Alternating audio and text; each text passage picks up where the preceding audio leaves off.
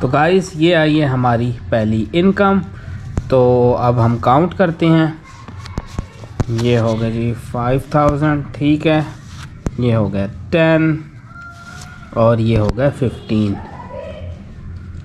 16, 17, 18, 19। तो गाइस हमारी आई है ये फर्स्ट इनकम।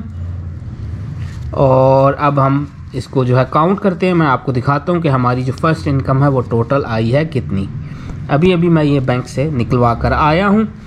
तो ये हो गया 5000, ये हो गया 10 और ये 15, 16, 17, 18, 19, 20, 21, 22, 23, 24, 25, 26, 27, 28, 29 और 30। ये हो गए 30,000, ठीक है।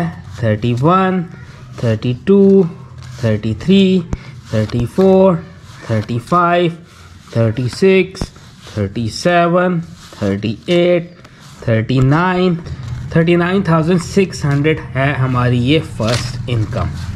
तो गाइस आप सबसे रिक्वेस्ट है कि हमारे चैनल को सब्सक्राइब करें और वीडियो को लाइक करें और शेयर करें।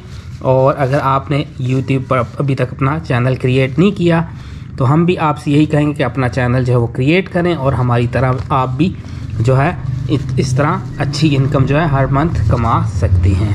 Thank you.